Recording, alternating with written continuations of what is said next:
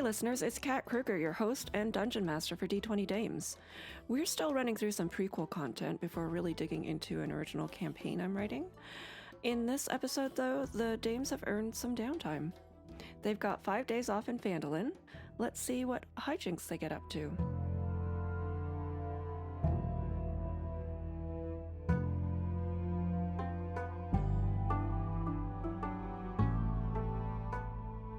Hi, I'm Meris Mullaley. I'm a character artist, costume designer, and lapsed archaeologist. You can find me online at Fabric Alchemist on various social media things. And I am playing Rose Lau. She's a human monk from the Shaolong region of the Forgotten Realms. She's, shorter than average height, super black hair tied up in a bun, and she's wearing kind of a silk linen tunic, pants, and a quilted navy over jacket to stay warm. And she's unassuming but very optimistic. And she's come to Phandalin at the urging of her abbot to investigate something he read about in Volo's Guide. Hi, my name is Jen Vaughn. I am a cartoonist and game designer, and you can find me online at the Jenya on Instagram, Twitter. That's pretty much all the reputable ones. And I am playing Riot Bonezerker, who is a forest ranger tiefling. Riot grew up in a dungeon in Daggerford, and due to a recent calamity, is now out on her own, trying to find her siblings. She's a mostly red with tiefling with black wings, hands, feet, and has silver horns. And she's enjoying being outside as much as she can due to her time in the dungeons. Hi, I'm Essie Hollman. I play Nevar Moore, the half-elf warlock. IRL, I am a content marketing producer in the gaming industry. I'm also a pretty avid gamer, both tabletop and video games. But in D20 Dames, I get to play Nevar. She is half moon elf, so she's super curious. She likes to learn new things and mingle with people and kind of get to know what they're all about. She's got a cool demeanor, but a kind of a cynical sense of humor. She's, as we've mentioned, super pale. She's got that whitish skin that's kind of got a bluish undertone. Her hair is kind of blue, black. It's got like a dark blue color to it.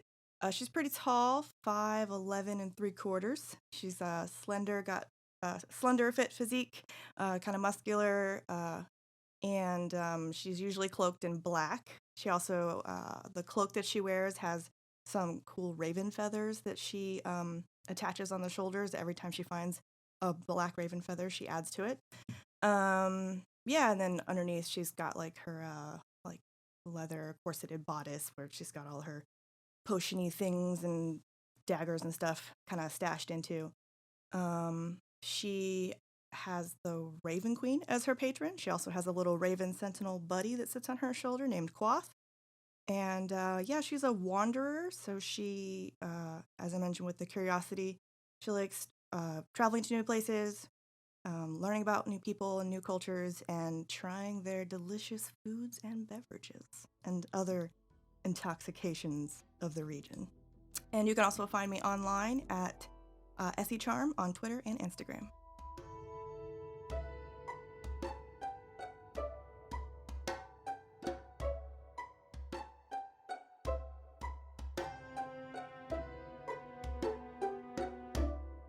Let's talk about how everybody's leveled up to level 2. Congratulations, first of all. Woohoo! Level 2! I have more things. I have more hit points. Yes. Yeah, the hit points. That's good times right there.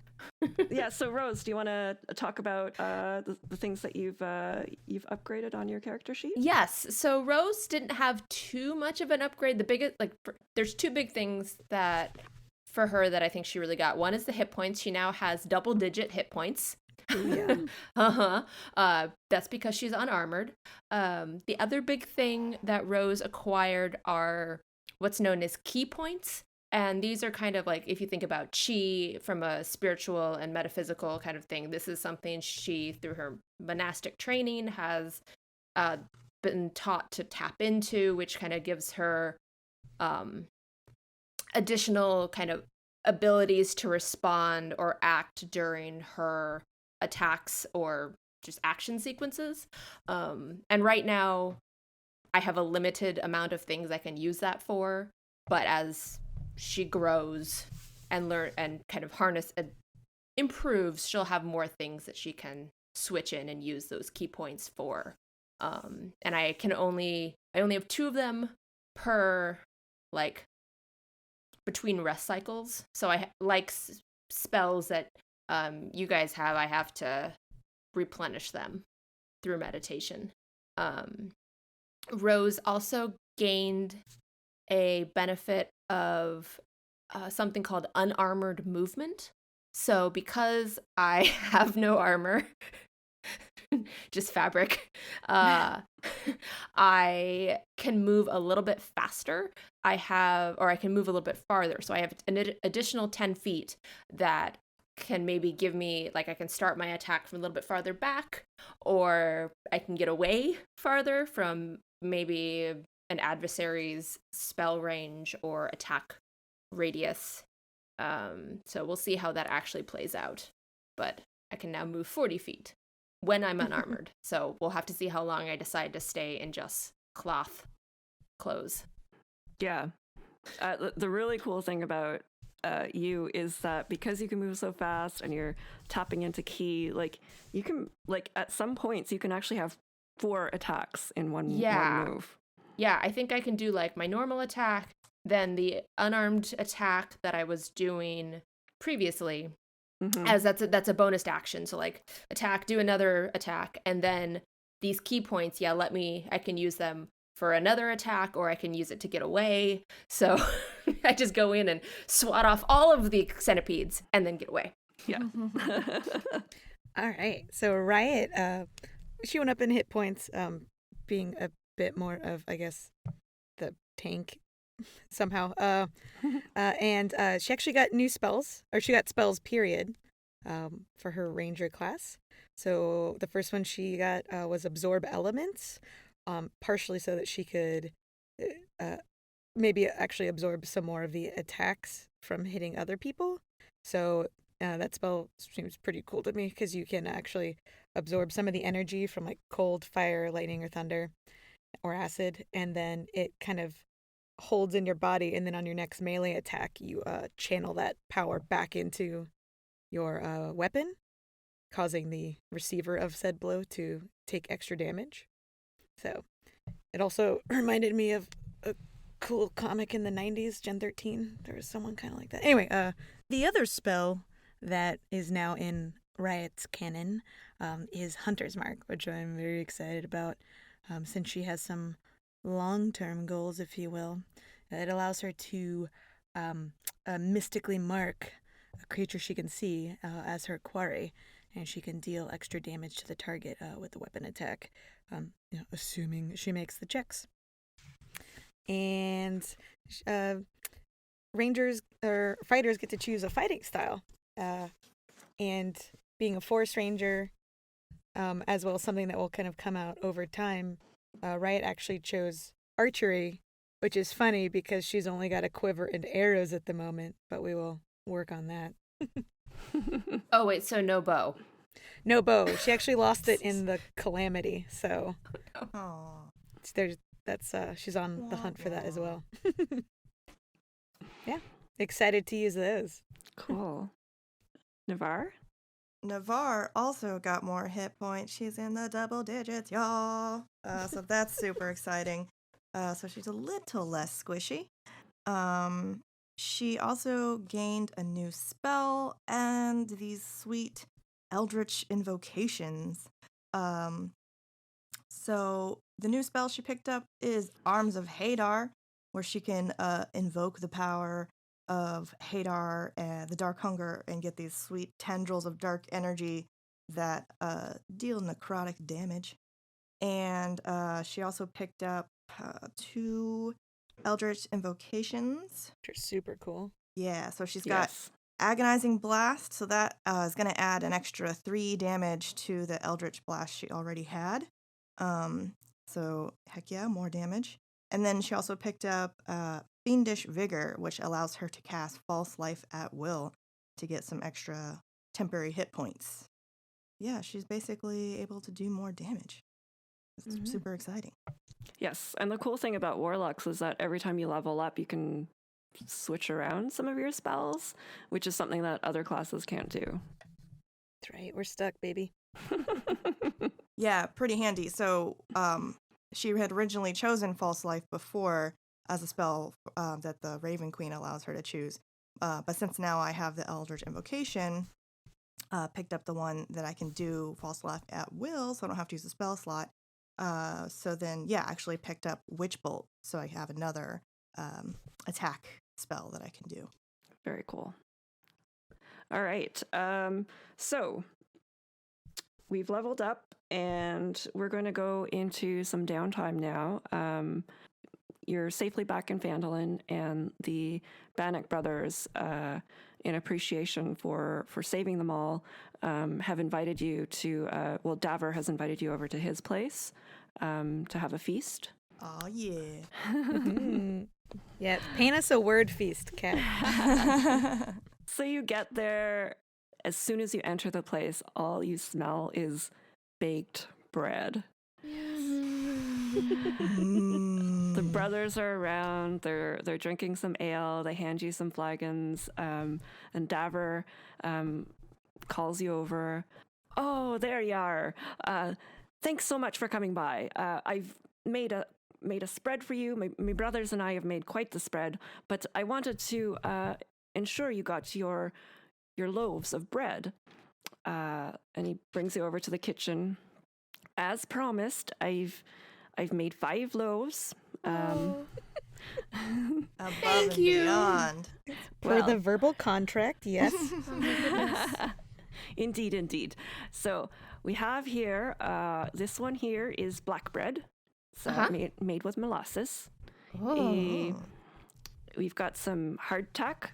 You are adventurers after all, and it's a popular choice for travelers' rations because it's extremely resilient. I mean, it's a bit dry and unseasoned, but it'll do you good for a long travel. Let's see. We've some sal bread. I got this recipe from Caroline on account of it being a halfling recipe, because it lasts for weeks before spoiling. Again, it's good for travelers. There's a little bit of lemon and orange peel in there. What else have I got here? A fourth one here is, it's a gingerbread. It's a favorite of mine. I usually get the ginger imported from Aurora's whole realms catalog, all the way from Shulong. I hope it's up to your tastes, there, Rose. And finally, I made, my brothers and I, we had a bit of difficulty discussing what you were on about before, but here's a sourdough bread, and he shows you the sourdough, but there's like this giant hole in the middle. And he's like, so it was baked around a tin of glue, and that was removed so that it would be gluten-free. Is that right?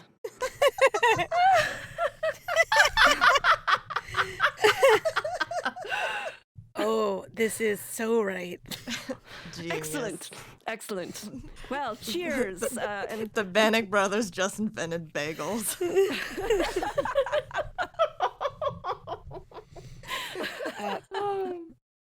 Thank you so much for the gingerbread and all of the bread. you're quite welcome. Thank Yeah, you this so looks much for great, saving my guys. brothers. We should we should save some of that hardtack to replace Chat. Yes, he definitely needs to be replaced. Please. Honorary member. Yeah. I'm excited about this sal bread. Lemon and orange peel. It sounds so exotic. That sounds fantastic. Can I try a piece now? Do you mind? Oh, go for it. It's all yours. All right. Nevar pinches off a little piece and gives it a try. I never knew bread could taste so good. I do fancy myself a bit of a baker. Probably would have gone into the baking business had we not, Banik Brothers Construction Company. That's the family business. Oh. But The this is a good Banik side business. Bakery. You should probably give that a little more thought. That sounds pretty good. Yeah, Riot puts her hand on Davr's shoulder. I mean, you could get some startup capital by doing like a competition, like the Great Banik Bake Off. She stumbles over their names. They do a competition and everyone gets to try something, but they have to pay a fee. She's kind of doing like calculations on her fingers, walking away. Indeed. It's quite the idea. So you're free to feast and chat. At some point, Sildar comes in. He's been invited by the Banik brothers to join in the festivities because he was there as part of the rescue crew. Rose goes and pours herself a glass of wine.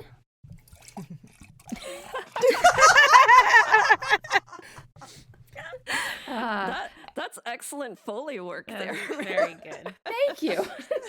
I think by the sound of the viscosity, it's a white wine. Red, but a Malbec, very light red. Sildar is like sitting at a table, kind of alone, but looking at everyone like very happy, wanting you to like sit down and kind of gather around him. He's just like very happy to have people like that he can, hang out with and have some Malbec with. And Oh, but no one's hanging out with him. no, but he's like looking like you're gonna just come over any minute now. Like this is it. Yeah, the brothers are just sort of like goofing off with each other, like punching each other in the arms and like rubbing each other's heads and telling jokes to each other. And Gotta line up for a noogie. Yeah. Rose, so she's got her glass of wine. She is starting to fill up her plate, but then realizes she's run out of hands. So she puts her plate down, looks around, sees Sildar, runs over, puts her glass of wine down, and then runs back to her plate to fill it up with more food. And then she goes and joins Sildar and her wine. Sildar, who has a panic attack when you leave the first time. Oh. Be right back. Nevar wants to take a closer look at the food spread. If I could get a word feast here. Sure. The brothers have made a bunch of it is a full-on spread. They've got different types of roasts and salads and all the breads that they spoke of in double. You've got the ale from Halfway, some wine. It's a full feast, and it seems like all the brothers had contributed something to the meal. I can see that this meal was made with love. Good job, brothers. Now tell me, which one of these is the family heirloom recipe? Oh, I think we'd argue about that. Davar says the black bread has been a family recipe for a while. Bilnan, he made the roast. And then he just kind of goes down the list, and the other brothers are like, they chime in like, well, that salad, that was great grandmother's recipe, and just on and on. So you don't get a hard, fast answer from them. They just start arguing over. Nevar's smirking and nodding, and she's like, okay, yes. She sets down her flagon at the table near Rose and Sildar, and then goes back and grabs 2 plates and fills them completely full of all the offerings. Yeah, Riot goes over and just fills her plate with small biscuits they've made and something they call chocolate gravy. And she goes back. She's like, I eat salad all the time. And she sits down across from Sildar because there's an empty spot, and he keeps looking at her and then looking at it and then looking at her. Serendipity, I think. Yes, social norms. Rose is sitting here eating silently, but eyes looking between Sildar and Riot, and just eating. Nevar is eating and kind of still chatting it up with the brothers about the individual dishes and asking them like the ingredients in each and so on and so forth. Sure. Some of them are more forthright with you with the recipe, and others are like, it's a secret. They leave out like one ingredient. I love it. Nevar suspects that, but just plays along. Yeah, that ingredient's always called love as well, though. Yes. Dash of love. He means saffron. The brothers. Let's see. Rickroll. He stands on a chair and he like tosses back his ginger hair and raises a glass and to the adventurous ladies who saved us from the dragon. Hear, hear. Here, here. Clink, clink, clink. Gulp, gulp, gulp. Huzzah! Yeah, I think Sildar kind of addresses the table or the ladies, but is just looking at Riot. I should be clear. Sildar is not like attracted to Riot, but he's like fascinated by her. Okay. So that's really all it is. But I think it would be funny if he's kind of like talking about all of you, but really just staring at Riot. And he just says, thank you so much for all your help. I don't get out of the town council table very often, but I'm so appreciative of you. Just brave ladies. And I can't claim I found these brothers on my own or anything like that. It was clearly all of you, and I have to tip my hat. I thought maybe the Merryweather thing was a bit of a fluke, but you've really proven yourself. I've seen it with my own eyes. I really appreciate it. And I don't get out much. The town council keeps me very busy in paperwork and things like that. And it was just a real fun time in those caves. So thank you. Thank you again. You're welcome. I also don't think you're wrong about Merryweather being a fluke, but I think you might know it's in a different way. He kind of cocks his head because he doesn't understand what you mean. He genuinely thinks Merryweather is just a very nice man. I think Sildar kind of is just curious about you all now, so he kind of asks if you have, I guess directed to Riot since he's only looking at her, but like asks if, do you have anyone waiting for you at home, and that definitely is going to sound weird and go against everything I just said, but I think that makes it even better. So good.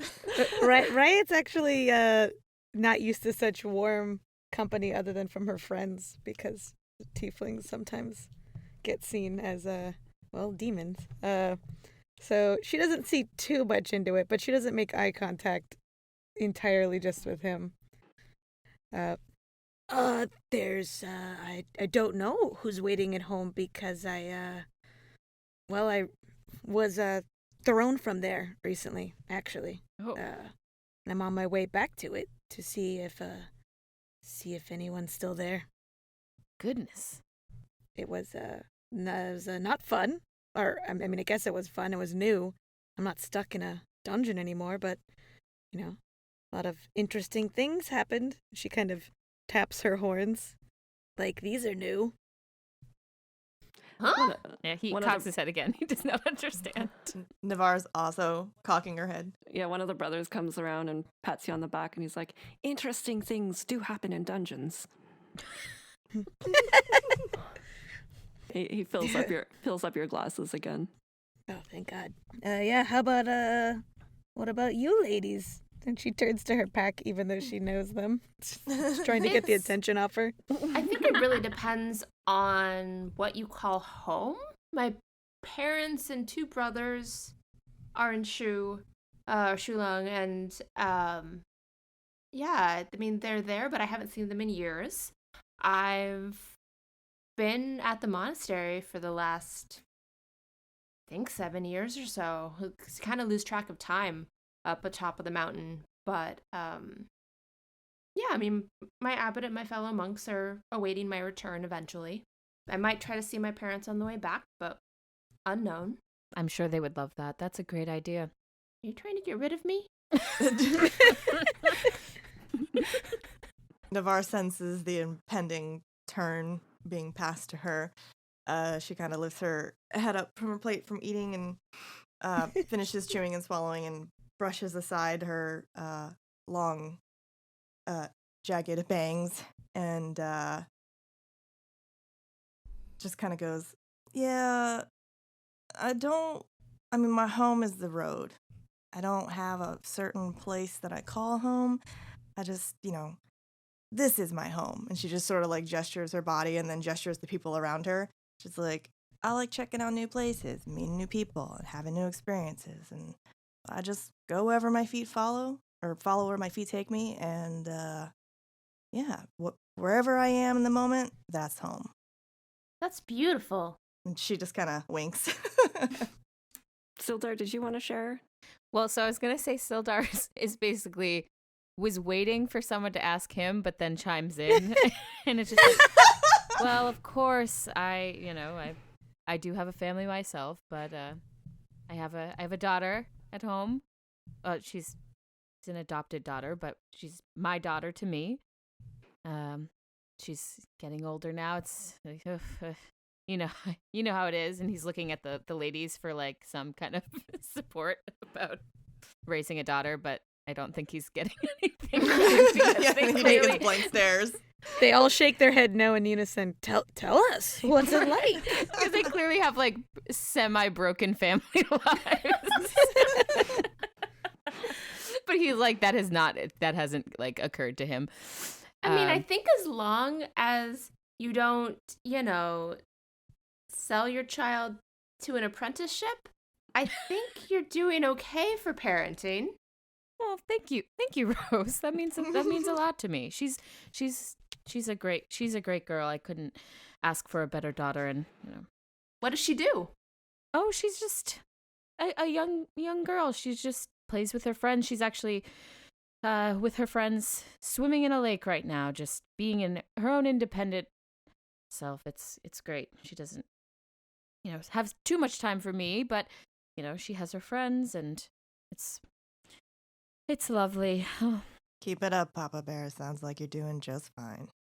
Yeah, he sounds sad, but he's more proud and kind of looking dreamily, wistful. off. Yes, exactly. Because he's an older guy, but is raising this younger daughter, so it's a challenge and a delight. What's her name? Alana is her name. Well, maybe we'll get to meet Alana sometime. Yes, if you stay in town, of course. Yes, of course. Riot looks at him and says, as far as gifts go, just never try to get her a thing. Always give her like an experience. They'll remember that more. Oh, I like that. Also, Nevar nods her head. You cannot choose the right color, just so you know, if you buy her a thing. Well, I've already learned that one. We've gone through the whole rainbow. Have you tried black? Rose says, That's always my favorite. gesturing to Nevar. Black's always in style. I think she's more of the pink and purple type. She loves flowers and pretty dresses. Flowers can be black too when they're wilted and they're left to die and return to the earth. And she just her tails off and like her eyes go off into the distance. Right, just kind of looks at her. It's like, I'm just gonna let her. Yeah, to herself. Rose her head is in like a tilt and just kind of staring at Nevar. But Nevar's completely oblivious to all of you. All right. So with that, you drink and eat and tell stories into the night. The brothers tell you about all their, pranks, and they try to outdo each other on, who did the best prank and when. And you go well into the night, and because it's late, they kind of get you set up on different surfaces. It's not a big place, but they can all, accommodate each of you if you want to stay the night. Nevar will stay over. It's a free place to stay. Yeah. We've already been drinking. We're comfortable. Yeah, it's She better kicks off than her boots. wandering down the street and stumbling into a ditch. Wow, how much wine have you had, Rose? That one. I'm short. I know. Short. Well, if you all want to do a Constitution Yes. saving true. throw to see if you get hungover, let's do that. Let's see. Oh, what is my Nevar rolled a 10. 12 for Riot Rose. also rolled a 10. So Rose seems to have better constitution than the rest of you when it comes to imbibing, or maybe she paced herself and drank It's some water. because I stopped at 1.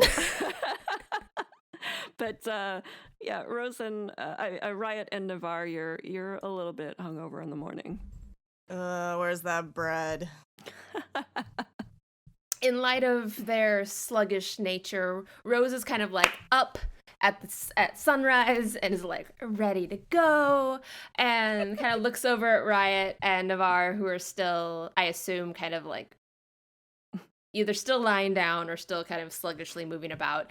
And Rose is like, mind if I catch you guys later? I want to go check out some stuff. Yeah, Nevar just mumbles and rolls back over as she's squinting at the light coming in through the window, and puts the pillow over her head.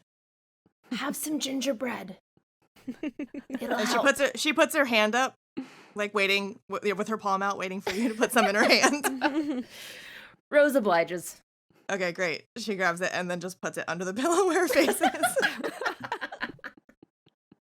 Yeah, Riot looks at Rose and just thumbs up and says, like, be careful, please. Don't die. Thanks. I'm sensing a theme. She just says don't die to the people Don't she die. cares about. Don't die. It's like I love you. No, you already admitted that. It's true, All you right. did. Admitted. Like you say it like it's a dirty thing.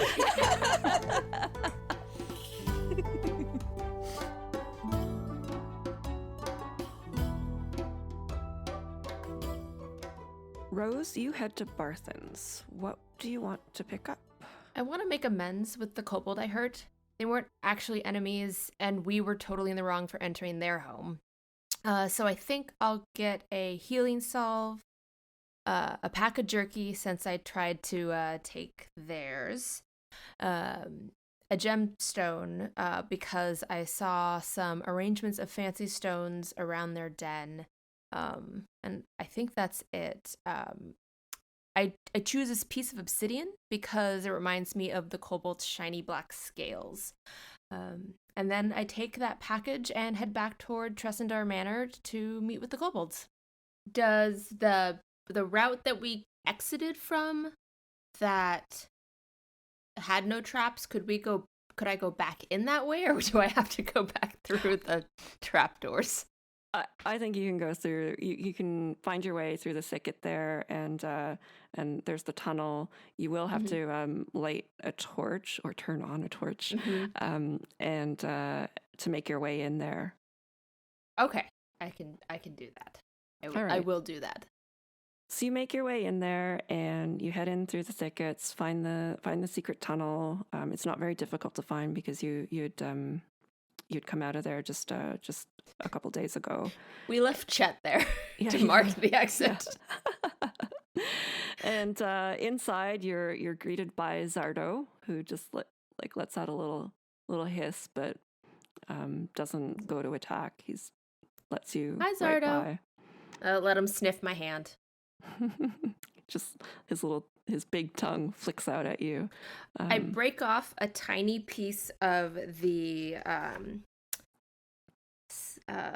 saw bread that I have, and hold just a small little crumpet of it out for Zardo.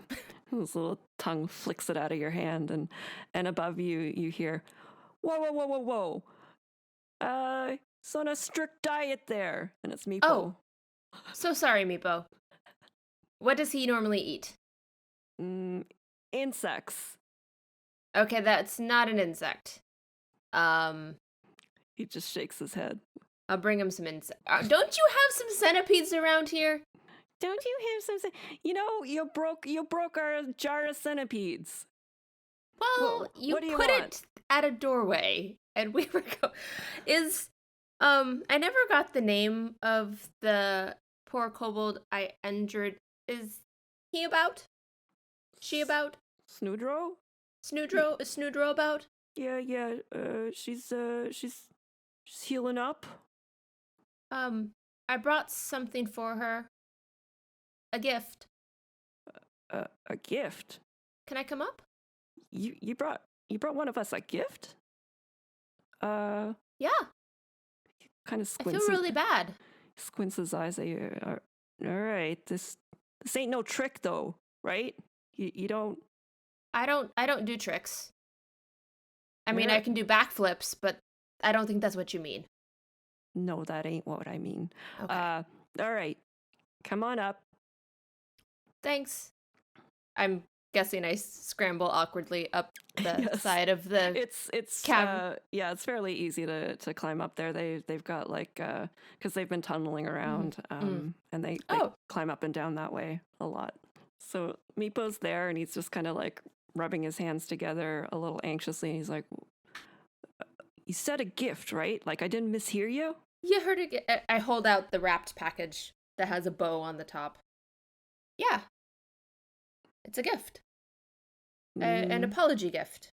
Nobody ever apologized for stuff like that. All right, this way. He leads you back to the quarters, and it's the same state that it was in before. They've got these sleeping bags around, and because it's the day, most of them are asleep in their sleeping bags. And he brings you over to Snoodro, who has like a bandage over her eye. Mm-hmm. And he kind of kicks at the sleeping bag. Hey, Sure, kick her. you got a visitor. She is the one that burned you, but hold on, like she says she's got a gift. She feels real bad for what she done to you. I immediately sit down instead of, because as a human I'm taller than them. So I immediately sit down just so that I'm not towering over Snoodro, who is asleep. And hi, awkwardly waving. I'm really sorry.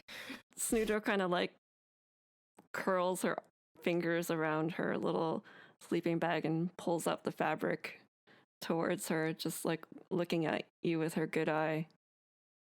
Just speechless. She don't talk too much. Why don't you show us what you got in there? I assume they don't want to open it for fear of a trick. Yes. Okay. Because I don't want to rob you of the opportunity to open a present, because in human circles, opening presents is a really exciting thing. But I very much understand your hesitance, so I'll just untie this string quickly and unwrap the paper packaging. Okay. So I've got it unwrapped, and it's kind of now an open thing of paper with the 3 items in it, and I hold that out to Snoodro so that she can see it more clearly. She immediately grabs the Obsidian Stone and just kind of like looks at it. Well, thanks. That's real nice. Sure is shiny. It seemed like it would reflect the light down here really well. And I also, this thing here on the left is a salve that will help heal your wound a bit faster. That's for me too? All of these are. And the meat. What kind of meat is it? It's bison. They're these bigger than cows things. Wow. That's real nice of you. Thanks. And Meepo just kind of goes in between you two for a second. He's like, that meat, it's not like poison or nothing, right? Absolutely not. I'm gonna roll a charisma check. Yes. Crit. I am as genuine as I can be. So both of them are their eyes just sort of widen and they're like, wow, you're not too shabby for a human. Thanks. And they take You the guys are gifts really and- nice for kobolds. I didn't know that. I didn't know anything about your lifestyle. Well, I mean, we keep underground, try to stay out of harm's way most times. You wanna, I mean, I can show you some of our ways. Here, let me show you this game. And Oh, sure. he brings you over to the common room. And again, you see like all the tapestries around the room, and he explains to you that the tapestries, they depict all the little kobolds doing various tasks. And he actually says these are motivational quilts, tapestries that Sniv had made. And he just sort of explains like, the little, it's like one of those posters that with the motivational quotes and stuff. So it's like Oh, that's pointing amazing. in, but it's like little, yeah. So he translates all the little motivational things, and then he brings you over to the table where the coins were stacked and or the gemstones were stacked, and he's like, it's a game of Dragon Horde. You try to like collect as many gems as you can, and then whoever gets most gems, they're the dragon. Awesome. It's just rolling the dice and placing your bets, and yeah, dragons are cool, right? Oh, they're so cool. Yeah, that's what we think. So he'll play around with you, and you can Okay. just hang out there for a little bit, and then afterwards, he can show you out, and Mhm. Zardo, flicks his tongue out again and sees you out. Take care. Next time we're passing through, we'll come say hi. Actually, you wanna roll to see who won the game of Dragon Horde? Oh, yeah. What do you want me to roll? Just a d20, and then we'll see Okay. who gets the higher count. Oh, yeah. That sounds good. Okay. Let's see if the Shulung dragons are with me for this one. I got a 19. Nice. So you win. So he's Yay! like, "You're the dragon. Good on you." Thank you. I'll take that. I'll remember that. Next time, we'll play another round, and maybe luck will be on my side. Oh, most definitely. This was just beginner's luck. All right. So he waves you goodbye, and Zardo lets you out, and you're free to go back to Phandalin. Okay, that sounds good. I think what Rose will probably do is, I actually didn't go get any like weaving or anything supplies from Barthen's, but after that like wonderful interaction, I think Rose might go and meditate for a little while. Okay. I saw passing through town, there was this town green. Mm-hmm. So I think I'm going to go find a little spot on the grass and go meditate for a little while. Mm-hmm. That's great. Like the weather is clear. Assuming the weather is clear. Yeah, there's like a nice blue sky, no clouds in it, and there's a little bit of warm sunshine down on you, and you meditate, and you feel like you've made amends in a way that feels good. My heart feels warmer. Aw. And you made a buddy. And I made a buddy. Collecting my buddies.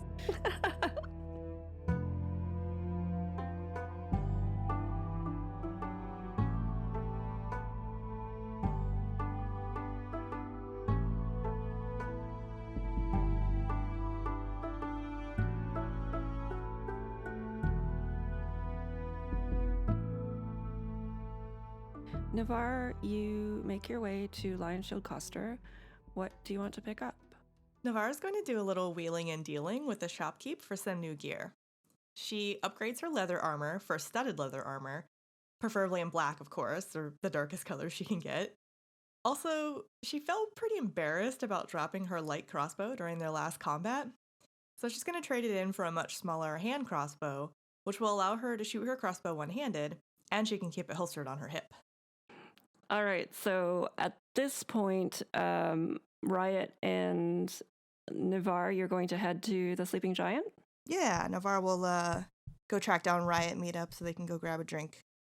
So in the meantime, Riot, you head to the Sleeping Giant, and when you get there, you notice right away that it isn't what you expected. So the Sleeping Giant has recently undergone some renovations. This tap room, which used to have the reputation for hosting all the red band ruffians that were around town and have been cleared out since. This tap room, it's been freshly painted this lively yellow. Hanging over the covered porch is a banner that reads "Grand Reopening." When you head inside, the walls are basically decorated with what appears to be monster and other strange memorabilia with placards that note details about the items on display. It's like a Hard Rock cafe, except yeah, I was gonna for say monsters. it's like a Fridays or Hard Rock. Yeah, okay. Just to the tavern wenches have flair on them. Yeah. Shirts. Riot's looking around to see if there's a longbow encased in a glass case anywhere. Do you want to roll an investigation check just to look around? Yeah, absolutely. Oh, it is not good. It's got a 2. 2. You don't see a longbow, but with some careful inspection, you go through and you're reading a few entries here. There's this handkerchief that's monographed with the initials VG, and below it explains that it belongs to Volosam Getarm, who wrote Volo's Guide to Monsters. In another display, there's a mug that Volo drank out of. Another thing is another display item is a scrap of paper in Volo's handwriting, and it reads, "A hag always has some potion or amulet that puts the odds in her favor. If you're lucky, she only wants to make you miserable instead of just killing you." And as you're looking around, you're currently the only patron in the place, and there's this surly-looking female dwarf standing behind the bar, just clearing her throat. I turn to her and I go, I think you need some water because of the throat clearing that you're doing. She just clears her throat again and stands there looking just really dour. Right, it sinks in why she's clearing her throat. Well, I will take a mug of ale, please. Do you serve that here? She's shifting from foot to foot. Yes. And she pours up a mug for you and just sloppily puts it down. Thank you. She takes a sip from it. Does this ale taste good? It is actually a fine ale. It is you probably haven't been to this area, so it tastes good. You don't know where it's from though. Yeah. Ooh, that is smooth and it dances on the tongue. thank you. This was excellent. What did you say your name was? Knowing full well she didn't say her name. I didn't. It's Grista. Grista. Oh, it's beautiful. Oh, sorry, that probably sounded weird. Anyway, thank you so much. How's business been since the reopening? You're my first customer. Ooh, excellent. When did the reopening start? Riot's trying to keep her face from showing too much. This morning. Oh, you're fine. You're fine. I've got some friends coming, and we're gonna put some coin in your pocket. Good. Ooh, oh. Yep, they should be coming any time now. Well, actually, as Riot's looking around, realizing she's the only patron still, she's not going to be able to ask a lot of questions, so she turns back to Grista. Could I ask how long you've worked here? And she pulls out like a gold piece, puts it on the counter. She takes it.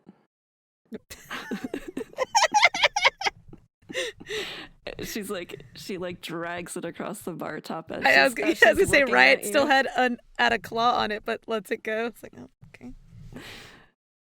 And she says, all my life as far as I can remember. Ugh. So you're like a docent to this historical drinking monument. Riot's like searching her limited vocabulary for words. Are you speaking common? Oh, yes, I'm speaking common. No, she's like, she doesn't understand half the words that you just said. Jen, the player, does not speak common. But yes, no, I'm sorry. I'm looking for a couple people. Well, non-humans. And I was wondering if you'd seen any before the reopening, obviously. She raises an eyebrow, intrigued. These, folks you looking for, they bandit types? 'Cause I don't need more trouble. This place was shut down, reopened. Past is the past. Well, I wouldn't say they were bandits so much as I would say they were lost and looking. They were kind of hoping to do a grand reopening of themselves, like start on a fresh new life, starting on a new foot.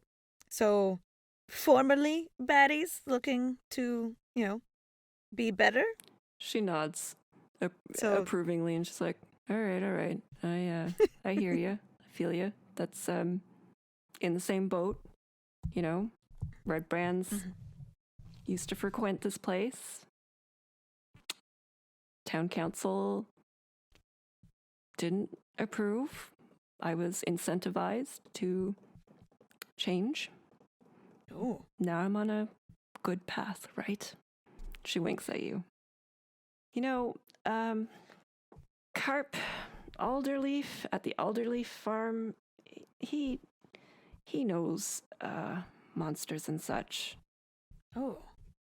He's always got his nose in Volo's guide. He knows the book inside out.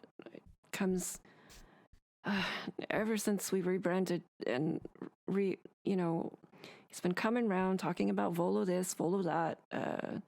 We're only doing it to stay in business with the tourists and all. Oh, I get it. It's it looks great. Right, I hope she sounds convincing. It's not too bright, is it? Only if there's no blood on the walls. Then yes, it's not too bright, but the blood will show. She lets out a laugh. It's a good one. Right around this time, Nevar opens the door and takes a look around, notices Riot at the bar, and starts to make her way in that direction. Here's this friend I promised you about. What kind of promises are you making without me here to vouch for them? Just that you wanted a drink, same as we all do. And then her face lights up. Oh, yeah. I always want a drink. What you got? She she starts pouring before you even order, and she again sloppily sets it in front of you. Baldur's Gate Pale. Sounds good to me. And she takes a look into the mug and then tips it back. Takes a big swig and then wipes her mouth. All right, that'll do. Krista just sort of like mops down the spillage on the bar with a rag, and kind of eyes both of you and tries to turn away. Nevar looks around and then looks out the window and then looks at Riot and goes, "What time is it again? Why are we the only two in here?" Riot, how far away is Krista? She's pretty close. Well, she's just wandered down to the other end of the bar, so she doesn't have to deal with having conversation with you. Perfect. It's exactly how I like to drink, honestly. Riot kind of like leans in to Nevar. Oh, well, it used to be a bandit bar, and that's why there's all this, that new paint smell to cover up all the blood on the walls. She's making some stuff up. So they, I think those were the only people in town that drank were the bandits, unfortunately, for business. Yeah. It's also day one though. It's day one, you know. You consider this like a soft launch. You know? Like the paper announcement will probably come out in a couple days, I'm guessing. Well, how about I try everything and then I can let people know how good it is. Oh yeah. Or not good, but hopefully good. Like a food critic. That sounds awesome. So she calls down to... Oh, wait, then she turns back to Riot. What was her name? Krista. It's local, beautiful name. Nevar just rolls her eyes and she's like, "Hey, Krista, what else you got behind the bar? Like, I mean, I'm almost done with this one. Got anything else I can try?" You got some coin to put down? That, yes, but also I was kind of thinking there's not really anyone in here, but if I tried some stuff, could maybe see how it tastes. If it tastes pretty good, I could let people know and maybe get you some more business. Nope. Riot uses her tail to tap on Nevar's coin purse. It's like, just give her one. God. Oh, so Nevar was reaching for her coin, but... Oh, okay. Yeah. So she takes a coin out and she puts it on the counter and she's like, "I'm not saying I'm not going to pay. I'm just saying, let me help you out. Plus, I like to try all the goods. So what else can you pour me?" All right. You're looking for one of those flights, they call it, in those fancy places. She kind of snaps and points her fingers. "Yeah, there we go. I want to try all of it." All right. So she, as long as you keep the coin coming, she keeps pouring you stuff, and she's actually got a decent variety of things from around the realm. You know, it seems like that whatever deal she made with the town, it was to allow her to continue running this place, but also under the condition that it's, you know, higher end for tourists. So she's got, you know, the Baldur's Gate Pale, she's got some wines, she's got some mead, some cider. She can... Okay. I don't think Nevar was expecting all that.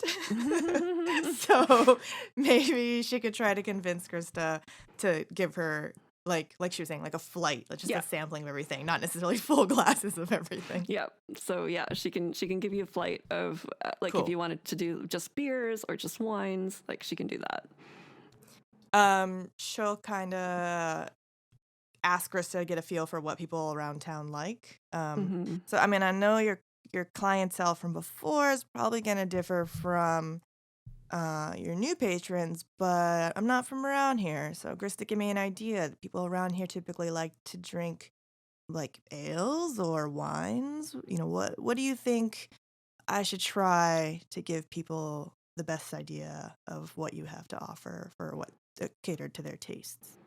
Well, this is a working town. Lots of loggers and miners. good deal of them like the ale. All right. Well, I already started with the ale, so why don't I try the other ones and see how they compare? All right. So she sets you up with a flight of various beers, and depending on your taste, some of them are good to your palate, others okay. Generally speaking, the quality is quite good. All right.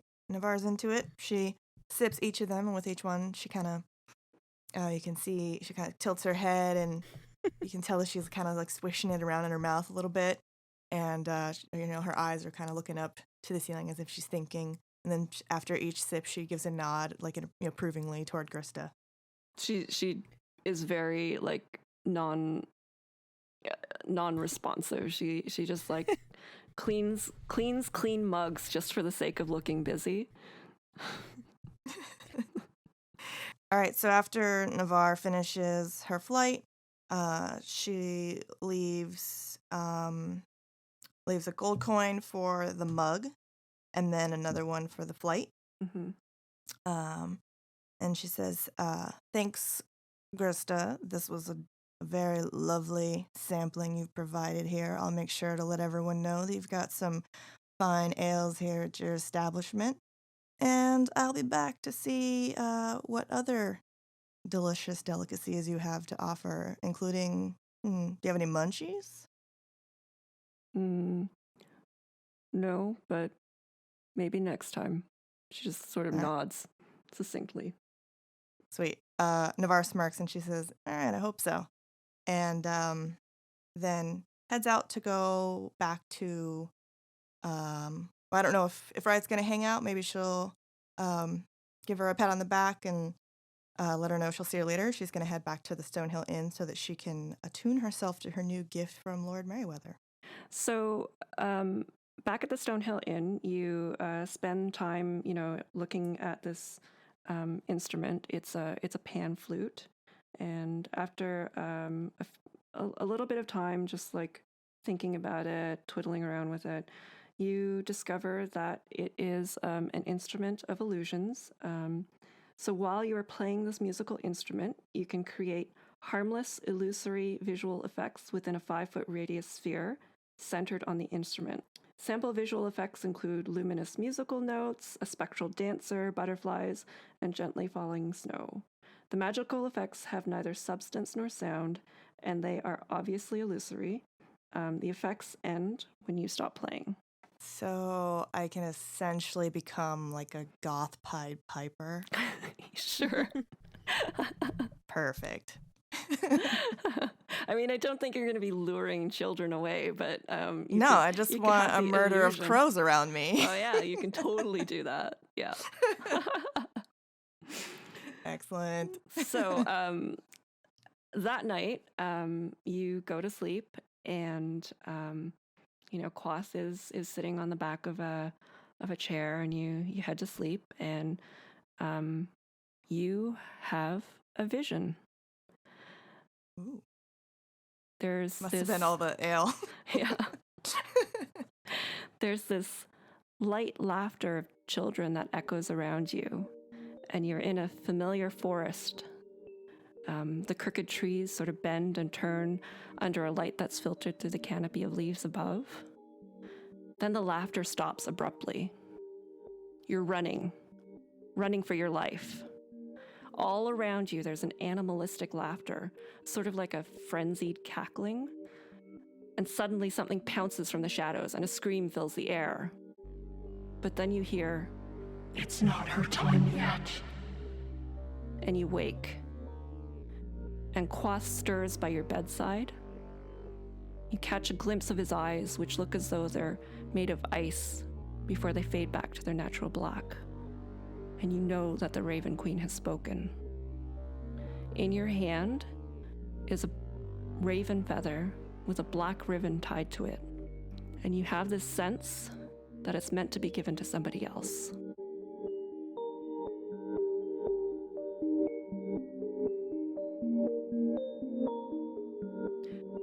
Alright, so back at the Sleeping Giant, Riot, you can drink for a bit after Nevar leaves and settle your tab. What would you like to do next? Riot would like to head over to Alderleaf Farm to question Carp and the gang. All right. So you head out of the bar, and Alderleaf Farm is actually just really a short walk away. It's on the southeastern part of the town. You walk down the path and see a farmhouse, and there's a female halfling. She's probably like in her mid-40s, just sort of like moving around on her property, and she catches a sight of you and waves. Right. Waves back, excited. Hello! Hello there. You're with the crew that saved the Banik Brothers, aren't you? Yes. Riot's the name. Fighting's the game. Excellent. I'm Kaeleen Alderleaf, and this is my farm. Welcome. Oh, it's very beautiful. Thank you. What can I do for you? What do I owe this pleasure? A few things. I was told to come here if I was looking for a couple of my family, actually. I was told to question you or Carp, see if you'd maybe seen them. Oh, Carp. Oh, my son. Well, rumors do get about. He's always with his nose in a book. Well, perhaps you should tell me what your siblings look like, and we can go from there. I do know quite a bit about the town. Excellent. Well, I've got 3 very, very different siblings that don't look like me at all. Fatima is a Triton, so she's got a nice, green gold hair. Definitely, her laugh sounds like, the ocean breeze, and she always kind of smells like the sun and sand, but in a good way. Is this bringing up a sense memory for you? Well, she sounds lovely, but we've not a watery place nearby that I would think she would be at. Nope. And I certainly haven't seen anyone to that description. That makes sense. Karen might have shown up as a gray dog with gold eyes, or she might have just shown up, as a Lithari. She's a werewolf elf. So she kind of wears the same clothes. Like, I guess the only thing you could tell differently is maybe the face area if you're into that, and then she's standing upright as an elf. But kind of looks the same. Quick to laugh. Too quick to anger with that one. That sounds like a bit of trouble, but there are strays that come through here. Gray, so many of those. I wouldn't be able to say for certain if I've seen that one, but not certainly as the elf, as you say. We haven't had that sort of trouble in a while, not since the Red Run Ruffians left. We've I think if anybody would have seen the likes of that person, perhaps Grista at the Sleeping Giant. That's her usual clientele. Okay, yeah. I think she's turning over a new, and Riot looks around at the farm, new leaf. So, aren't you a clever one? The Banik Brothers, I think Daver told me about your sense of humor. That's lovely. Yes, it's good to try it out on living people for once. Oh my. There is one other, a brother, Emre. He's a Yanti. Yeah, so you would definitely have remembered him. Why is that? Because he's half snake, if you will. Oh my. Yeah, he's quite gorgeous, if I may say so. Not creepily, because he's my brother, but just everyone's got these little dangly bits from their waists, but no, just the strong snake-like charm to that one, if you will. No, I most certainly would have noted that one going about town. We've had rather a lot of well, the town council calls them characters coming through here, but I don't believe I've seen that one either. I think the nearest we could tell would be possibly the dog. But as I said, we do have quite a lot of strays here. The characters often like feeding them scraps. All right. No, this is all helpful. Yeah, Perhaps. I'm sorry. Perhaps my son might be able to give you a little bit more information. He's as I say, he's always got his nose in a book, but he's studying quite a lot, and perhaps he has more information. He does sometimes still wander off.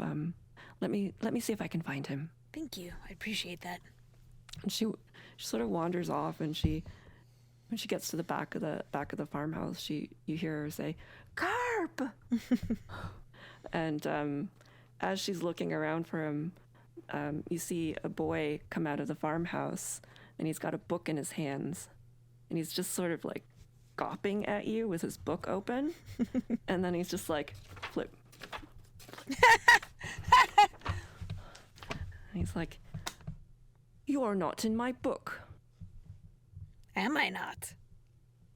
No. It's quite puzzling. You're rather monstrous, but you're not in my book. Oh. Riot kind of looks at his mom and is like, but smiling. His mom is still searching for him. Oh, so I'm sorry. Yeah. Riot smiles at him. She's kids are kind of cool because they say stuff exactly like that. She's not going to take any offense. Well, I will tell you what I am if you can answer a question for me. Oh, I do like riddles. What is this? Do go on. All right. Have you seen... Riot looks around. These siblings 3. And she then describes Fatima, Karen, and Emre to him. Sure. And he is just listening with intent, and he takes out a little notepad, much like the one that Riot has, and he starts scribbling down on it some of the things that you've told him, and then he flips through his book again. Wow, that's all rather interesting, isn't it? But it doesn't seem as though... Oh, wait. Master Volo has written about Tritons in here. And he just flips to the book and he starts rattling off all this information about Tritons that you probably already know. Smile and nod. Mm-hmm. Mm-hmm. And he just keeps talking on about, their where they come from and what they look like. Does your sister look like this illustration in the book? A little bit. Mine's a little bit stronger, a little bit beefier, if you will. Beefier? Well, not like covered in meat, just like, getting dungeon strong. You know what I mean? Yes, indeed. That's exactly why I'm studying. Oh, to be dungeon strong or to be a dungeon? That's rather an odd question. You're rather odd. I wonder if I've discovered you. What are you? I am. And she leans in and whispers, "A tiefling." Oh, do go on. He's got his notepad out now, and he's like, "What are your interests?" My interests might be different than other tieflings, though. Remember, no race is a monolith. She looks around, believing she's quoting someone great. She can't remember who, of course, but... Oh, perhaps Master Volo said that. He's quite clever. Yeah, it could have been someone else. Master Volo is very good. There's other books to read, too. This one is filled with so many interesting quotes. So you're a tiefling. That's so rather interesting. I've never met one of you before. Do you mind if I follow you around and ask you more questions, and perhaps I can have an entry in a book someday. No, as long as your mother's okay with it. Are you here to help on the farm? Yes, I wanted to touch some soil and help plant some things. Oh, there's plenty of that here. Ugh. He obviously has a lot of disdain for the farm work, and he'd rather be reading his book. And finally, Kaeleen comes back, and she's like, "Oh, there you are. I suppose you've met my son, Carp." Yes, he's quite the lad. Indeed. Were you able to get some answers from him?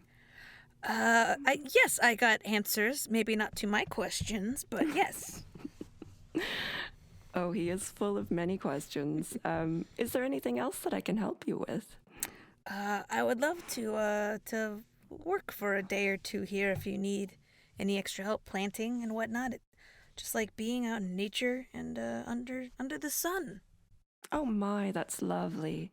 I've use for a hand on the farm, as Carp would rather, as I say, stick his nose in that book of his. I don't think we'll have much of a farmer out of young Carp here. She sort of like messes his hair, and he's like, "Oh, just really embarrassed, and he's turning really, really red in the cheeks." Riot taps the cheeks, starting to look a little bit more like me. His eyes go wide a little. "Oh, indeed." Perhaps you'll make a tiefling out of me yet. Oh, gonna need a lot of dark spells for that. His mother says, "Well, I've use for a hand. I can't say it pays more than a place to sleep in the hayloft and perhaps some meals with my son and I. And would that sound amenable to you?" Oh, absolutely. That sounds great. All right, so you can spend as much time as you want here on the farm. She'll set you to helping her till the acreage behind, while Carp sort of follows you around, taking copious notes and drawing illustrations of you, and just quoting Volo all the time. Like what sort of monsters have you seen so far? Perhaps I can find some more information on them for you for the next time that you see one. Oh, that would be quite helpful. We did run into a pack, a gaze. I'm not actually quite sure what the plural noun for a group of kobolds is, but we ran into some kobolds recently. Ooh, and then he flips over to the kobold section. Master Volo says, kobolds are a lot less cute when they learn how to cast fireballs. Yes, yes, they also love murder holes as a fire cannon. Ooh. Did you get hit by a fireball? No. I just narrowly avoided a few of their scathing darts. We all came to an agreement. Interesting. I thought they were evil little creatures. That's interesting. Did not seem to be very worldly, but we can't fault anyone for not having traveled as much as the rest of us. And she kind of gestures to the two of them. Like, oh, indeed. I should like to travel the world and find numerous monsters, such as yourself. Yes, although when you do meet someone else like me, you probably don't want to call a monster. But monsters are so interesting. They're everything. I've read about them ever since this tome came out. Why wouldn't you want to be called a monster if you're so much more interesting than the rest of us? There's a monster comes with the negative connotations, though, right? Like, monstrosities come from monsters as well. Sometimes they're considered to be, things that are unnatural and don't belong in the world and are worth killing, unfortunately. Riot kind of thinks about like the kind of reindeer she is and goes, well, some are worth if they, are causing too much destruction. You gotta have balance. Do you know what I mean? Yes, absolutely. Mother talks about balance all the time when it comes to farming. Yes, and you are. I know it may not be like a fun thing for you, but you're very lucky to have the freedoms that come with open air. I suppose I am. Perhaps I'll read my book outside today. Absolutely. Just kind of like trots off and he goes under a tree and starts reading his book and still studying you, obviously. He's got his little notebook tucked behind his book. I hope he's not talking your ear off, Kaelin says. Oh no, he is quite amusing, and it's fun to work at the same time and be entertained if I may. While you're on your journeys, you're simply looking for your family, are you? Yes, we were all rather hastily. I'm assuming we're thrown from our town, from the dungeon where we lived and worked and slept and everything else.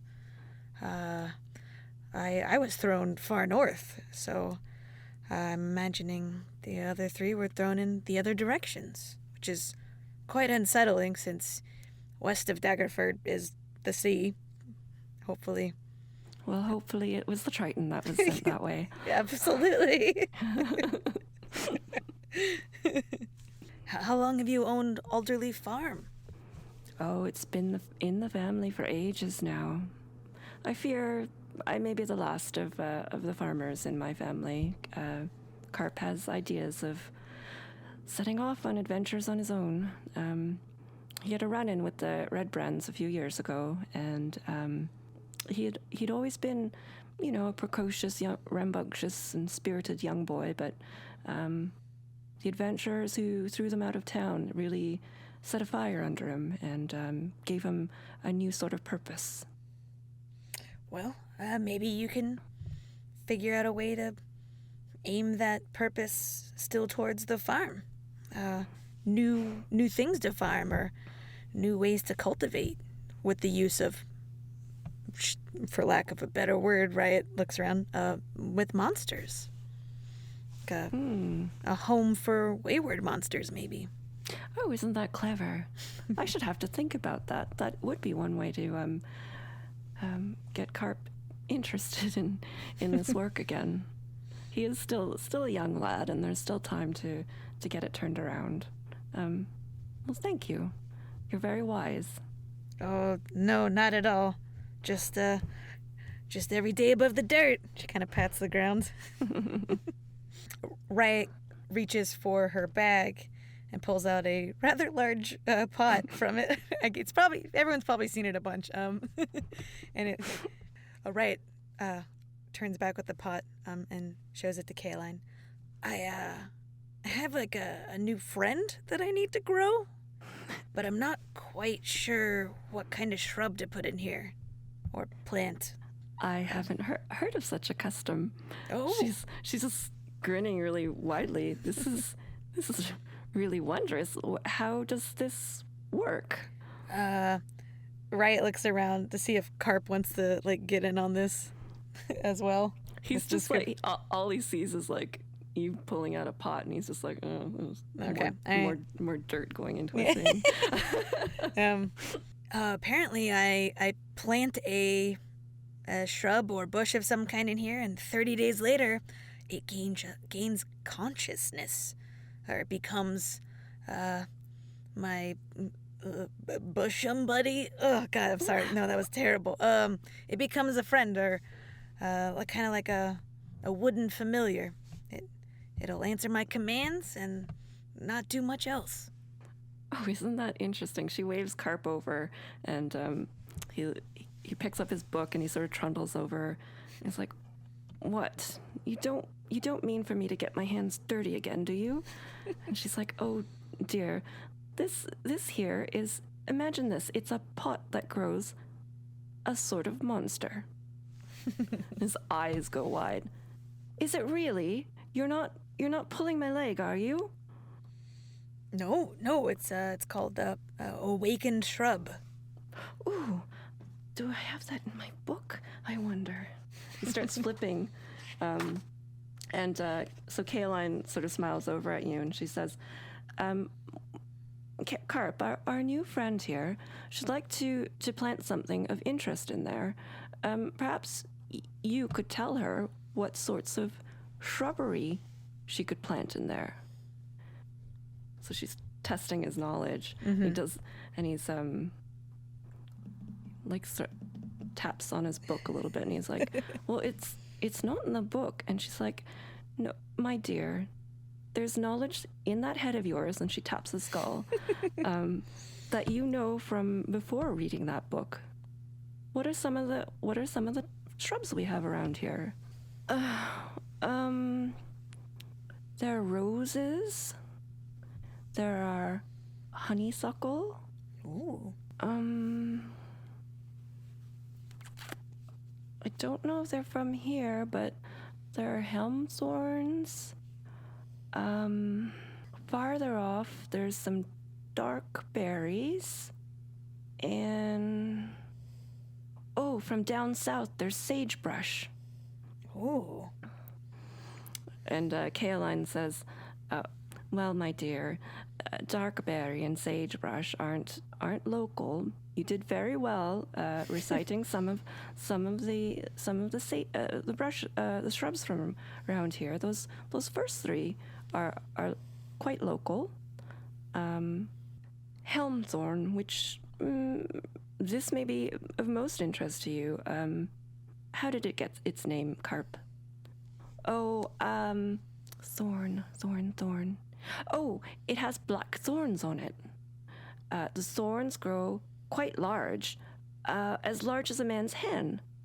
And it has berries on it. I believe they're harvested for... they make it into a wine. That's right. What else? I mean, you kind of sold me on the wine part, although I don't know if I can eat my friend. I suppose it depends on the customs. Helm thorns are also used as needles and dart points, and Like a sewing needle? oh no, like blow dart needles. Ooh. It's a friend who can protect themselves and makes wine. Right? It's like... And the berries. I remember something else about the berries. If you cast the good berry spell on them, the good berries last a day longer than usual. Oh, that's a great spell I should have learned.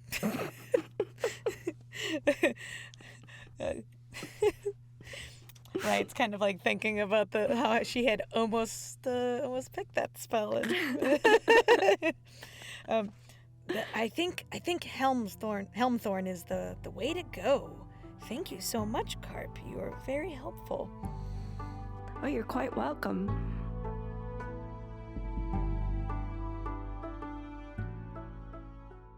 Okay, right. You can go to Barthen's and easily pick up a helmthorn shrub as it's from the nearby region. Is there anything else you want to get while you're there? Riot pulls out the rest of her list. Yeah, bowstring, for a bow, and some sort of healing supplies. I've heard tales on the wind about some sort of soap to wash out infections.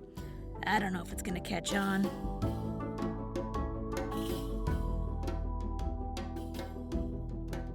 All right, so at the end of your downtime, you're all together, just hanging out, and Sildar Hallwinter approaches you. So Sildar looks completely opposite from when you saw him the other night. He's completely just reserved and quiet. And he's speaking in very hushed tones. Ladies, I need a moment of your time. I hope you have a bit of time to talk to me. Is that okay? Sure. What's going on, Sildar? Riot gives him a sign. 1 minute. As much as you as much as you want. Thank you so much. You may recall I mentioned my daughter, Alana, the other night. Do you remember that? Oh, yes. And she was out with friends, and I thought she was out with some friends swimming at a lake, but I found out she went into the Crooked Forest, and I found a note that said she'd gone with her friends to the Crooked Forest to look for that. It's Master Volo, these stories, they get the kids into the forest, and I haven't heard back from her since yesterday. And she's usually very, very prompt, and she's always doing what she says, but this is just so unlike her. And I hate to ask you this, but this is completely between us. I have not told the town council. I don't want to alarm anyone else in the town, and I can't just go running through the forest looking for her, else everyone will know how alarming this is. And I hate to ask you, but I'm wondering if I could send you into the forest just to look for her and report back, and if you see anything at all. Is that possible? I know we've only just met, but I really trust you ladies, and I can't think of anyone else to ask to do this. Before Rose opens her mouth, she looks at Riot to confirm. And in fact, she can say yes. Riot gives her like an open mouth smile, fangs and all. Sure. We will help you, Sildar. Thank you so much. Oh, I can't. Of course, I will. There will be, a reward for, what you find. I can't. But no talk of that now. Okay, thank you. Yeah, we'll talk about that later. And again, as quiet as we can be about this, I the other town council members, again, they don't know, and I just would really appreciate discretion on this if that's possible. Do you have any suspicion there might be foul play? Like, do you know who these kids were that she was hanging out with? It's her friend. She hangs out with them a lot. They're 3 dwarves. I don't know too much about them, but this is completely unlike Alana. She's so sweet and kind, and she's really not equipped to handle the forest alone, and I'm incredibly worried about that. But no, I don't know what would have possessed them to do this other than these stories of Master Volo. They're leading everyone in, and I just hoped she would not be one of the many people who have gone into the forest in search of whatever it is they're in search of. Do you have a picture of her? Perhaps a drawing some local artist made? Yeah, he pulls out where his checkbook is kept, and inserted is a sketch of her, and she has flowers in her hair and just a pretty normal 12 or 13-year-old girl. All right. Can I take this for now? Yes. We'll return it with the real one. Please. Okay. Thank you. Please. Well, I think we'll just pack up our stuff and go. They're basically regular private detectives at this point. Mm-hmm. Well, we could start a firm or something. Have an office with our name on the door. Oh, the lettering on the door, yes. Frosted glass only. Right. You catch my Yeah. drift. Oh, God.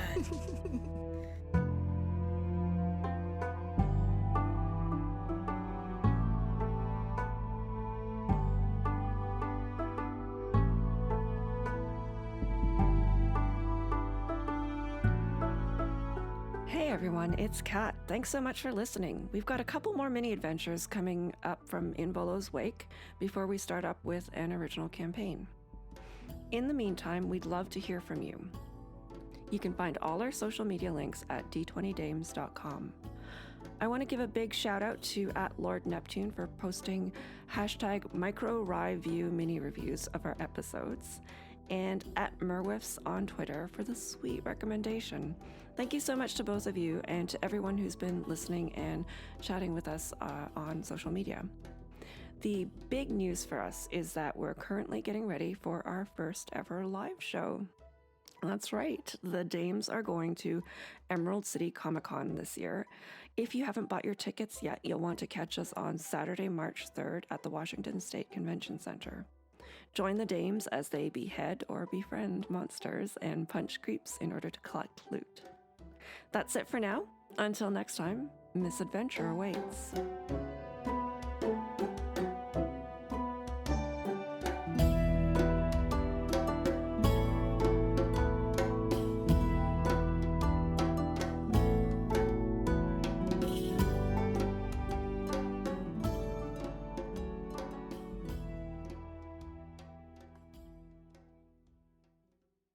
D20 Dames is a production of Misadventure Awaits.